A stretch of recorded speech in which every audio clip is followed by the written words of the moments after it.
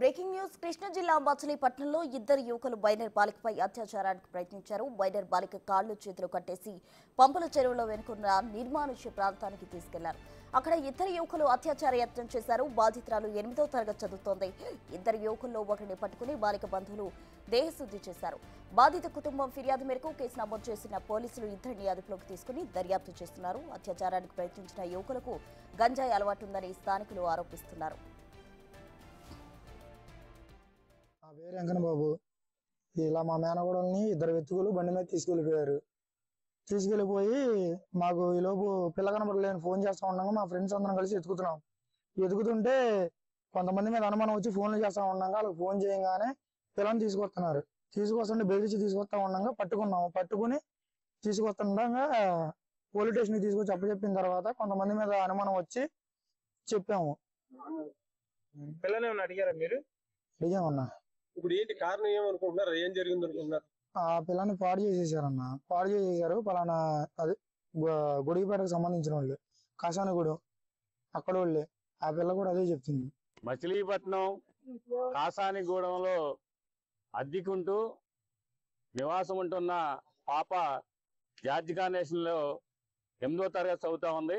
యువకులు నన్ను కాళ్ళు చేతులు కట్టి బండి మీద తీసుకెళ్లి నిర్మాణ ప్రదేశంలో నాపై ఇద్దరు అత్యాచారం చేశారనేది చెప్పడం జరిగింది. నేను ప్రత్యేకంగా కనుక్కున్నాను.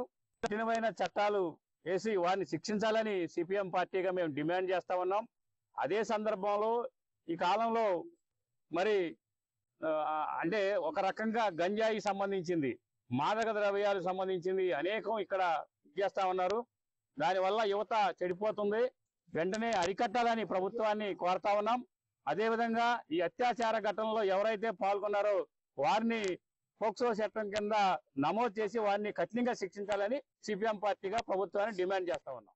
మనకున్న ప్రాథమిక సమాచారం ప్రకారం ఒక మైనర్ గర్ల్ రేప్ అని చెప్పేసి తెలిసింది. వాళ్ళు విక్టిమ్కి సంబంధించిన పేరెంట్స్ ఎవరైతే ఉన్నారో వాళ్ళు మనకి రిటర్న్గా రిపోర్ట్ ఇచ్చిన తర్వాత అనంతరం ముద్దాయిలు ఎవరన్నది మీకు త్వరలోనే తెలియపరుస్తుంది.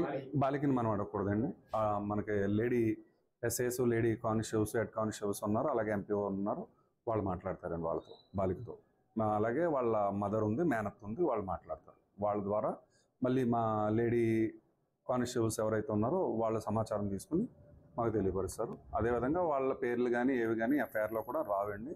మేము అది సీక్రెట్గానే పంపించడం జరుగుతుంది. ఇది ఈ వివరాలు కూడా, పూర్తి వివరాలు ఏవి కూడా మేము చెప్తే దాన్ని బేస్ చేసుకుని కూడా మీడియాలో చెప్పిన దాన్ని బేస్ చేసుకుని వాళ్ళని ఐడెంటిఫై చేయగలరు. కాబట్టి ఎక్కడ జరిగింది, ఎలా జరిగింది అన్నది కూడా సమాచారాన్ని అంతా గోప్యంగా ఉంచుతున్నాం. కానీ ముద్దాయిల్ని అదుపులోకి తీసుకుంటాం త్వరలో. తీసుకున్నామండి. ఇద్దరిని అదుపులోకి తీసుకున్నామండి.